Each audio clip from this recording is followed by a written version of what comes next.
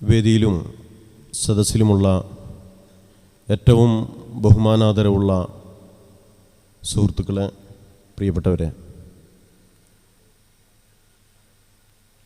യുവതയുടെ കരുത്ത്, ധാർമ്മികതയുടെ വീണ്ടെടുപ്പ്, ബുസ്താൻ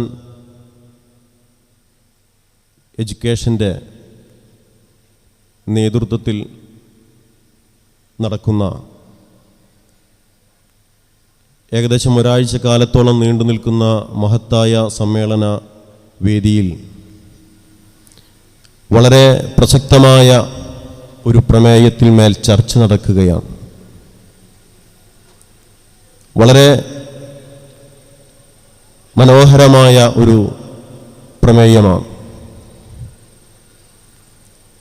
നമുക്കറിയാം, ധാർമ്മികത നഷ്ടപ്പെട്ടുകൊണ്ടിരിക്കുന്ന ഈ കാലത്ത്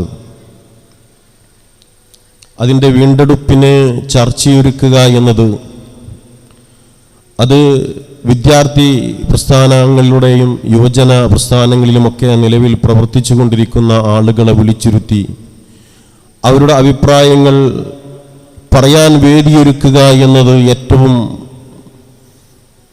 കാലഘട്ടത്തിന് അനിവാര്യമായ ഒന്നാണ്.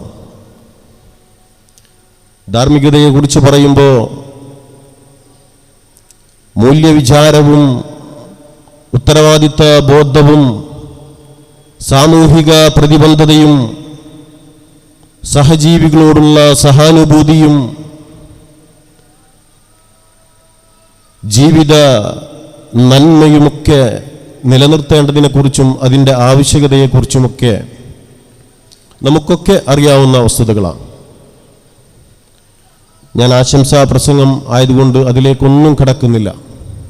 എങ്കിലും ആശംസ അർപ്പിക്കുന്നതിന് മുമ്പ് ബഹുമാന്യനായ നേരത്തെ ഇവിടെ സംസാരിച്ച പ്രിയപ്പെട്ട സക്കീർ, എഴുത്തുകാരനും ചിന്തകനും പ്രഭാഷകനുമൊക്കെ ആയിട്ടുള്ള അദ്ദേഹത്തിൻ്റെ പ്രസംഗം വളരെ മനോഹരമാണ്. അദ്ദേഹം അതിൽ പറഞ്ഞ യുക്തിവാദികളുടെ സമ്മേളനത്തിൽ നടന്ന ഒരു പ്രമേയത്തെക്കുറിച്ച് ഇവിടെ സൂചിപ്പിക്കുകയുണ്ടായി. അത് മൂല്യബോധമില്ലാത്ത ഒരു സമൂഹത്തിൻ്റെ ഒരു പ്രമേയമാണ്, ഒരു സമ്മേളനമായിരുന്നു. അത് രാജ്യത്ത് അത് ഒറ്റപ്പെട്ട സംഭവങ്ങളായിട്ടാണ് ഞാൻ അതിനെ കാണുന്നത്.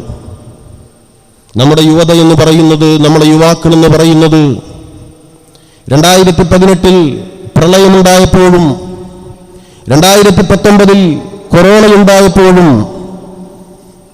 അതുപോലെ രാജ്യം കേരളവുമൊക്കെ നേരിട്ട പ്രകൃതി ദുരന്തങ്ങളുമൊക്കെ ഉണ്ടായിരുന്ന കാലഘട്ടത്തിൽ ജാതി മത വർണ്ണ വർഗ ചിന്തകളില്ലാതെ സമൂഹത്തിൻ്റെ മുന്നിൽ എഴുന്നേറ്റ് നിന്ന് ഒറ്റക്കെട്ടായി ആ സംഭവ വികാസങ്ങളെ നേരിട്ട ഒരു യുവത നമുക്കുണ്ട്. അതുകൊണ്ട് രാജ്യത്തെ ഒറ്റപ്പെട്ട സംഭവങ്ങളോ ഒറ്റപ്പെട്ട അല്ലെങ്കിൽ ഏതെങ്കിലും ഒരു 30% വരുന്ന ആളുകളുടെ പ്രമേയങ്ങളോ സമ്മേളനങ്ങളോ അവരുടെ പ്രവൃത്തിയല്ല രാജ്യത്തിൻ്റെ പൊതുവായ സ്വഭാവം. മറിച്ച് അപകടങ്ങളിലും ദുരന്തങ്ങളിലുമൊക്കെ നമ്മളോടൊപ്പം ചേർന്ന് നിൽക്കുന്ന യുവത നമുക്ക് പ്രതീക്ഷയാണ്, നമ്മുടെ നാടിൻ്റെ സ്വഭാവമാണ് എന്ന് മാത്രം സൂചിപ്പിച്ചുകൊണ്ട് ഈ മഹത്തായ ഈ ചർച്ചയ്ക്ക് എല്ലാവിധ അഭിവാദ്യങ്ങളും ആശംസകളും നേർന്നുകൊണ്ട് നിർത്തുന്നു. അസ്സലാമു അലൈക്കും.